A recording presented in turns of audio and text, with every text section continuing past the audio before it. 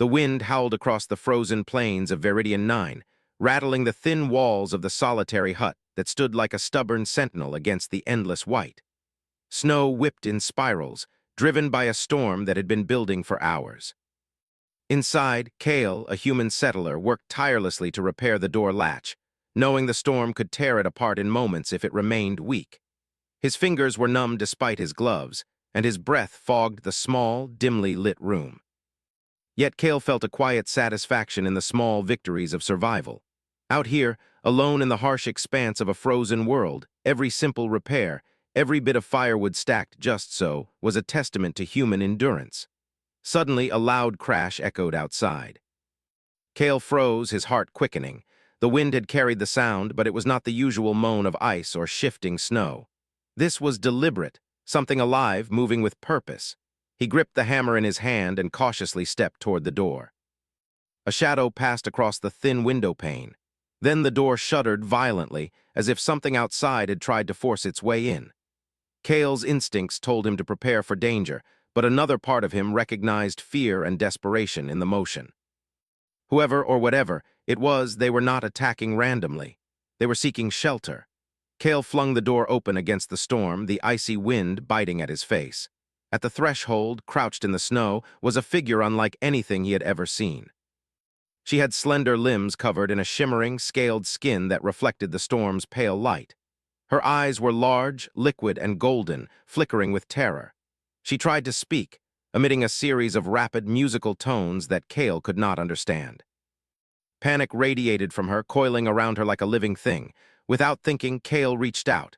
"Come in," he shouted over the roar of the storm.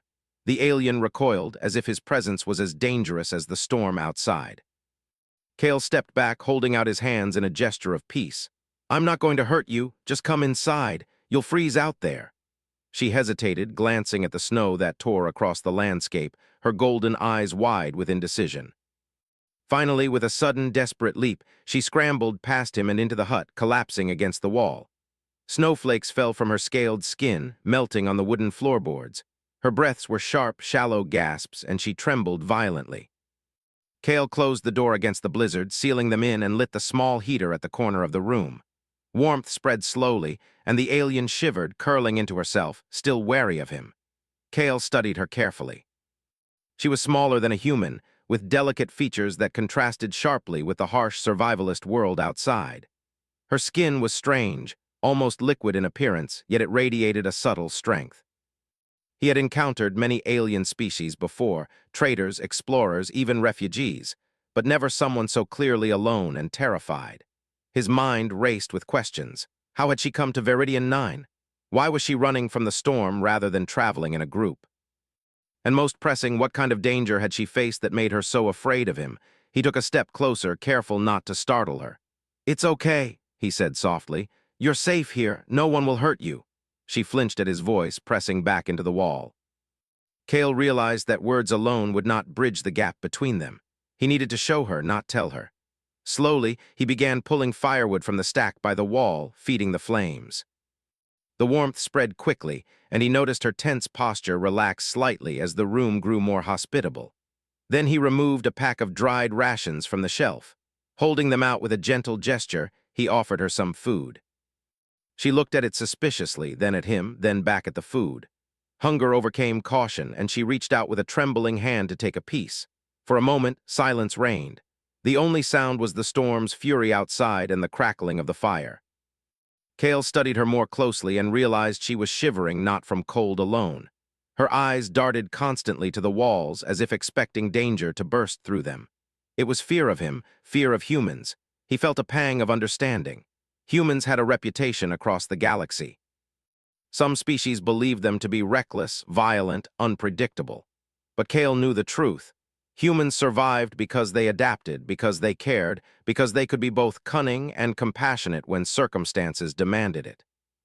"Can you understand me?" he asked, keeping his tone gentle. She shook her head, her golden eyes wide and uncertain. Kale sighed, realizing communication would be slow, laborious, but not impossible. He gestured to the fire, then pointed at himself. She watched carefully, trying to mimic his movements. Slowly, painfully, she pointed to herself, then to him. Then haltingly she repeated a single word that sounded like a whisper in his ears. "Kale," he smiled faintly. "Close enough," he said. "I'm Kale." "You can call me that if you want." She repeated the word softly, testing the sound against her own tongue. A small spark of trust flickered in her eyes. Hours passed as the storm raged outside. Kale taught her basic gestures, and she responded with cautious curiosity. He learned her name was Lyra, though he had no way of confirming the pronunciation. Through shared movements and mimed actions, he learned that she had fled from a research expedition gone wrong, that her kind was not hostile, and that she had been stranded in this icy wilderness after her shuttle had malfunctioned. Her fear of humans, he realized, came from stories and warnings from her people. Yet, observing her reactions, Kale noticed something else, an instinctive admiration for human ingenuity.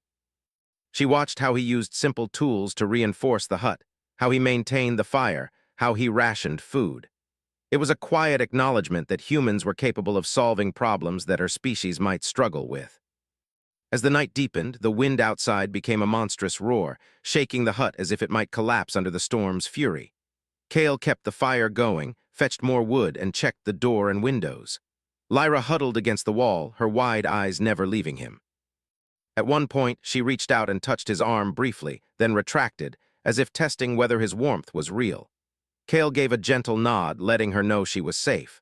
A fragile bond began to form, a mutual recognition of need and resilience. Suddenly, a sharp, high-pitched shriek pierced the storm. Both Kale and Lyra froze. The sound was unnatural, echoing across the frozen plains, carried by the wind. Lyra's body tensed, and she pressed closer to Kale. The human's mind raced. The sound could belong to a predator, or worse, to a scavenger capable of breaching a hut. He grabbed a long, sturdy pole and positioned it near the door, ready to defend. "Stay behind me," he said firmly. Lyra nodded, trembling, but she obeyed. In that moment, Kale understood the full extent of the challenge ahead. Not just surviving the storm, but surviving whatever dangers the storm might have driven to their doorstep. The hours dragged on. Every sound, every gust of wind that slammed against the walls, set them both on edge. Kale kept speaking softly, telling Lyra about his homeworld, about humans, about survival, using simple words, gestures, and demonstration. She listened, absorbing the information, occasionally nodding or attempting to mimic the gestures. He realized that despite the fear, there was curiosity there, a spark that humans often ignited in others without even trying. He also realized that this spark could grow into trust, and perhaps even friendship if nurtured carefully. By the time the first pale light of morning crept over the horizon, the storm had not yet subsided, but a lull had arrived. Lyra's shivering lessened, and she began to explore the hut cautiously, touching objects, examining tools, and occasionally glancing at Kale for reassurance. He watched with quiet pride. In the harshness of Veridian 9, humanity's true strength shone not just in survival, but in empathy, in the ability to reach out across fear, species, and language to help another being endure. That, he realized, was why humans could thrive where others might falter. Adaptation and ingenuity were important, yes, but so was heart. Kale decided to prepare a more secure shelter within the hut, improvising barriers and traps in case the storm and its creatures returned. He explained his actions to Lyra, pointing at each trap, demonstrating how it worked. She watched closely, fascination overcoming fear in fleeting moments. It was small, simple, and human, yet extraordinary from her perspective. When she finally smiled, hesitant, shy, but genuine, Kale allowed himself a brief relief. For the first time since she had arrived, it seemed possible that she might survive this blizzard not just because of herself, but because of humanity's resilience beside her. And then from somewhere outside, deeper in the storm, came another sound, a low, guttural growl unlike anything Kale had ever heard. It was closer this time. Lyra froze, gripping the wall, her scales bristling. Kale's grip tightened on the pole. The storm had not brought just wind and snow. Something else had arrived with it, something large, dangerous, and curious. The survival test was far from over. But for the first time, Kale felt that he would not face it alone. The alien woman who had fled into his hut, terrified at the sight of him, might yet become an ally in the fight against Veridian 9 itself. Kale glanced at Lyra. She met his eyes, fear still there, but no longer as paralyzing. Trust was tentative, fragile, but it existed. And together they would endure whatever the storm, and whatever else had in store. The growl outside was low, almost like the earth itself was warning them, and it carried through the walls of Kale's hut with a vibration that made both human and alien tense. The snowstorm had quieted, but the sound was more terrifying than the wind ever could be. Kale gripped the pole tightly, every muscle in his body alert. Lyra crouched behind him, her golden eyes wide and unblinking, watching the shadows that danced across the walls as the storm light flickered through the hut's small windows. Kale's mind worked quickly. The hut was not strong enough to withstand a direct assault, and neither of them was equipped for a fight with whatever beast prowled outside. He needed a plan, something simple but effective. Survival had always required improvisation, and humans were masters of it.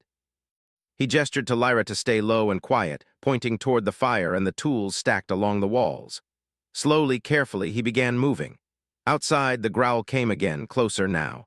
The snow shifted as something massive pushed through it, leaving deep, uneven tracks.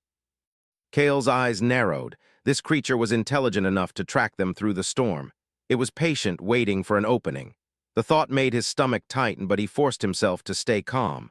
Panic would not save them. Only strategy and action would. He picked up a lantern and moved to the small entranceway, tilting it to see through the gaps in the door. The creature's shape was huge, hunched low, with jagged limbs that tore through the snow with terrifying speed. Its skin shimmered faintly, almost transparent under the lantern's glow, revealing muscles that rippled like liquid steel. Kale's mind raced through possibilities. He had seen predators before, but nothing like this. This was not only strong, but cunning. Yet even as fear pressed in, Kale knew humans had one advantage, the ability to improvise under pressure. He returned to the center of the hut, crouching next to Lyra. "Listen to me," he whispered. "We need to make it think the hut is not worth entering." Lyra tilted her head, unsure, but followed his eyes as he pulled out a small bundle of firewood and metal scraps. He began arranging them in a pattern near the door, stacking them carefully to look unstable, like a trap waiting for the creature to stumble. Then he found a piece of wire and attached it to the stack so that if the beast nudged it, the entire thing would collapse and create a loud noise, scaring it. Lyra watched in fascination, the tension in her shoulders easing slightly. She did not understand the mechanics entirely, but she understood intent. Humans were clever, and cleverness often meant survival. Hours passed in a tense silence. The creature prowled outside, growling occasionally, testing the hut's strength with quick, calculated attacks. Kale adjusted the traps quietly, never letting his focus waver. He noticed that Lyra was beginning to mimic his actions, cautiously moving objects and arranging simple patterns near the fire and corners, testing her own intuition against the storm's chaos. The alien's natural fear had not vanished, but curiosity and cautious cooperation were emerging. Then the creature lunged. Snow exploded outside the hut as it hit the door with incredible force. Kale braced himself, holding the pole high. The stacked wood collapsed perfectly, scattering metal and wood across the floor with a deafening crash. The creature snarled, startled, and recoiled. Lyra gasped, her tail, or what appeared like a thin, scaled appendage, curling instinctively around her. Kale gave her a brief, encouraging nod. "See, not impossible," he said, though his voice barely rose above a whisper. The storm continued to howl outside, masking their movements. Kale and Lyra worked together to reinforce the hut further. They used every scrap of wood and metal, every leftover tool, and even the heavier furniture, creating layered barriers and obstacles. Kale demonstrated with patience, showing her exactly how to balance weight, how to stabilize structures, how to anticipate the creature's movements. She copied him carefully, and slowly she began to understand. Her fear had not disappeared, but respect for human ingenuity had started to take its place. Night fell again, but Kale did not let the darkness weaken their resolve. The growls had become intermittent, more cautious. The creature had learned to expect resistance. Kale leaned against a wall for a moment, letting out a quiet breath. "You're learning fast," he said to Lyra. She blinked, then tilted her head, a silent acknowledgement. For the first time, he felt that they were not just two beings trapped by a storm, they were a team. As hours dragged on, Kale noticed small changes in Lyra. She began moving closer to the fire voluntarily, sharing warmth instead of hiding in the corner. She mimicked his gestures more confidently, even attempting to replicate the way he had set up traps.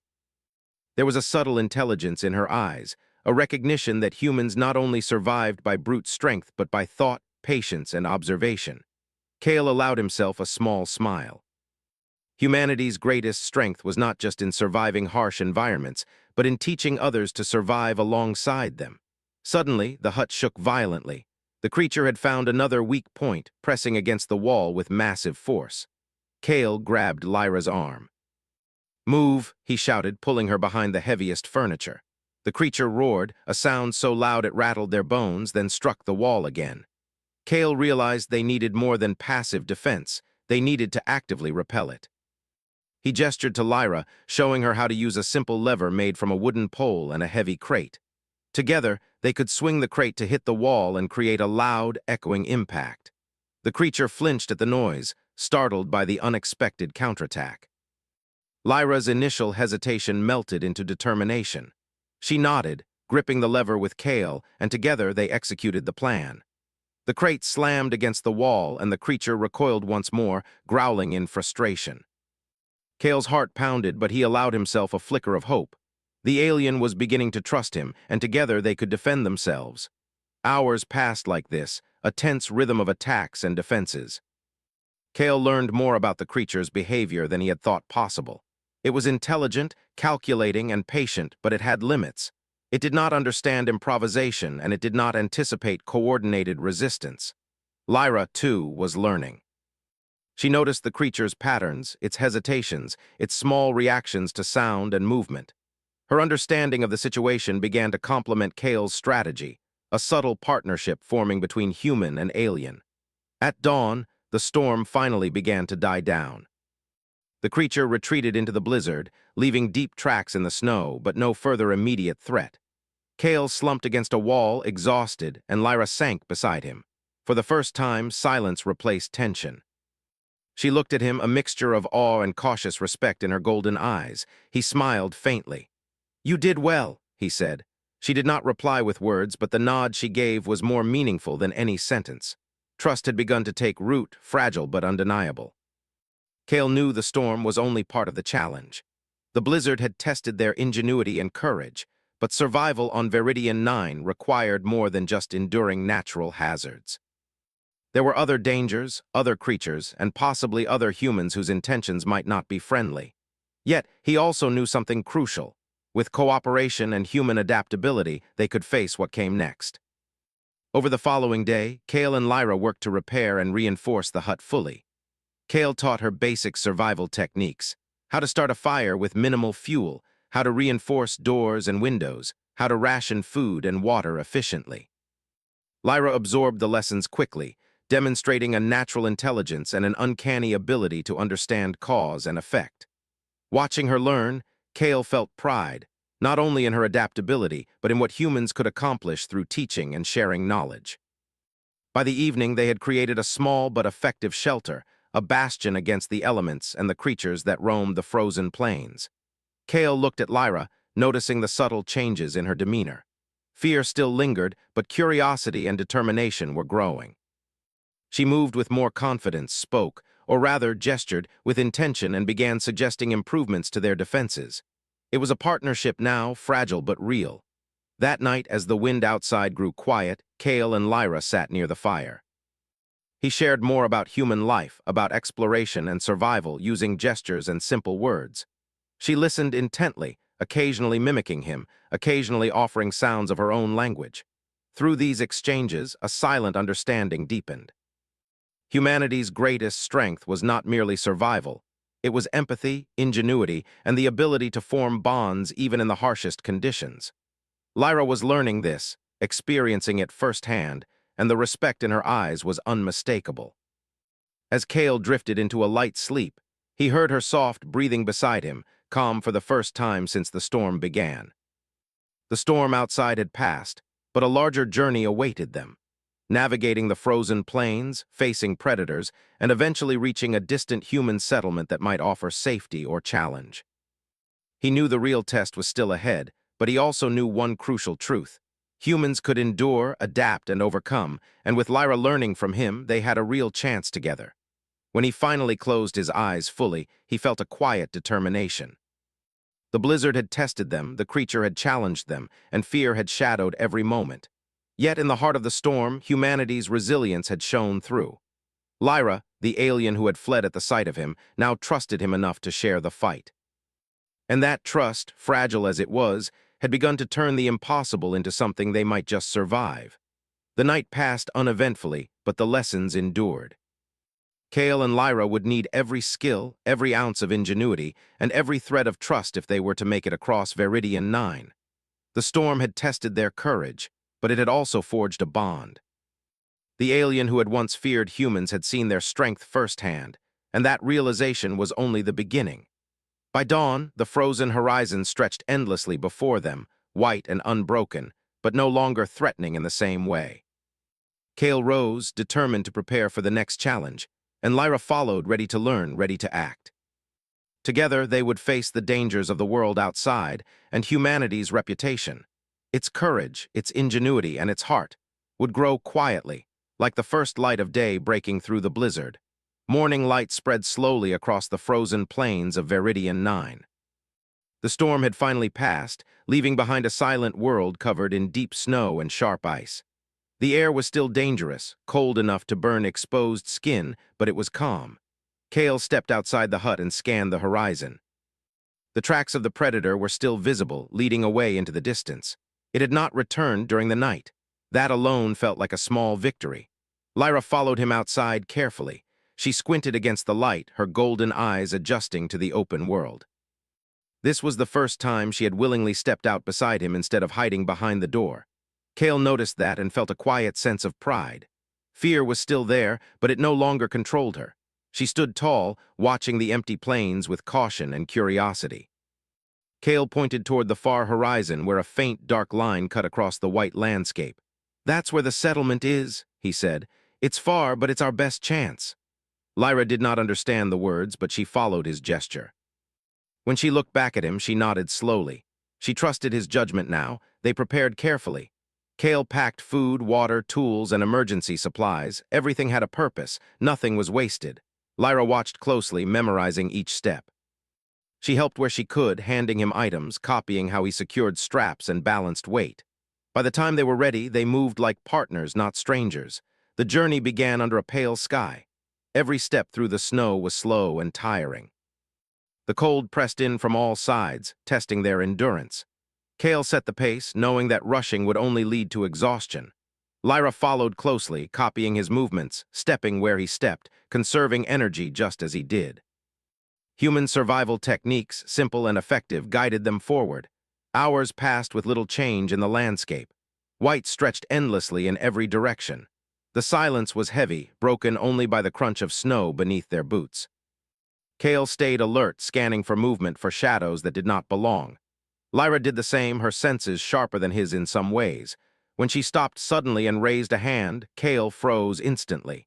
He trusted her instincts now. In the distance, something moved. Not the predator from before, but smaller shapes shifting beneath the snow. Kale recognized the signs. Pack creatures, not immediately hostile but dangerous if provoked. He gestured slowly, signaling Lyra to stay calm and quiet. Together, they altered their path, giving the creatures a wide space. It worked. The shapes disappeared uninterested. As the day wore on, fatigue began to show. Lyra's movements slowed and her breathing became shallow. Kale noticed immediately. Humans survived by watching for small signs. He stopped and set up a short rest, using a portable windshield and heat pack. Lyra looked surprised but grateful. She had expected to push until collapse. Humans planned for limits instead of ignoring them. As they rested, Kale shared water and food. Lyra hesitated, then accepted. She studied the simple ration carefully before eating. Her people valued efficiency, but even they did not approach survival with this level of careful balance. Humans were different. They prepared for the worst, even when things seemed calm. That foresight impressed her deeply. They continued after resting, and the dark line on the horizon slowly grew larger. Structures became visible. Towers, walls, human-made. Lyra's body tensed as she realized they were approaching more humans. Fear flickered in her eyes again. Kale noticed and slowed his pace, turning to face her. He placed a hand over his chest and then gestured outward toward the settlement, then back to her. He was telling her as best he could that she was not alone. As they drew closer, movement appeared near the settlement gates. Figures in heavy gear stepped forward, weapons ready but not raised. The guards had seen them. Kale lifted his hands slowly, signaling peace. Lyra stayed close behind him, her body rigid with fear. Stories from her people echoed in her mind, stories of humans as dangerous, unstoppable, violent. The guards approached carefully. When they saw Lyra, there was surprise but not hostility. One of them spoke into a communicator, calling for medical and diplomatic support. No one aimed a weapon at her. No one shouted. They followed protocols. Kale felt relief wash over him. Inside the settlement, warmth and light replaced the endless cold. Lyra stared in awe at the structures, the organized layout, the power systems humming beneath the snow. This was not chaos. This was controlled survival. Humans had taken a world that tried to kill them and carved out safety through planning and cooperation. Medical staff examined Lyra gently, using scanners and non-invasive tools. They moved carefully, respectfully. Kale stayed nearby, watching her reactions. She was tense at first, but slowly she relaxed as nothing bad happened. No one treated her like an enemy. No one treated her like an object. She was treated like a person. Later, as Lyra rested in a warm recovery room, Kale met with the settlement leaders. He explained what had happened, the storm, the predator, the journey. They listened carefully. Humans always listened before deciding. That, too, was a strength. Plans were made to recover Lyra's crashed shuttle and to contact her people. When Kale returned to see her, she looked different, cleaner, rested, but more than that, calmer. When she saw him, she stood and approached without fear. She touched her chest and then gestured toward him, repeating the same motion he had shown her earlier. It was her way of saying trust, alliance. Over the next days, communication improved. Translation software helped bridge the gap. Lyra's story became clear. Her people were explorers, careful and cautious. They avoided direct conflict and relied heavily on advanced technology. When that technology failed, they struggled. Humans were the opposite. Their technology was helpful, but their true strength was adaptability. When things broke, humans improvised. When plans failed, humans created new ones. Lyra shared this realization with her leaders through a long-distance transmission. She told them about Kale, about the hut, about the traps, about the journey across the ice. She spoke of human empathy, of human cooperation, of human courage that did not rely on superiority but on persistence. Her people listened carefully. Assumptions were challenged. For Kale, life slowly returned to routine. He repaired his hut with help from the settlement. The frozen plains no longer felt as lonely. Humans had expanded their reach, but not through force, through endurance, through care. Before Lyra left, she met Kale one last time near the edge of the settlement. Her shuttle had been repaired. Her people were waiting. She looked out over the frozen world and then back at him. "You were not what we were warned about," she said through the translator. "You were more," Kale smiled softly. "We usually are," he replied. They parted as allies, not with grand speeches or ceremonies, but with understanding. Lyra returned to her people carrying a new truth. Humans were not just survivors. They were teachers, builders, friends. As her shuttle lifted into the sky, Kale watched until it vanished among the clouds. Then he turned back toward the frozen plains. The cold was still there. The dangers remained. But humanity would endure, as it always had, not because the universe was kind, but because humans refused to give up. On a world that tried to break them, humans had once again proven why they deserved their place among the stars.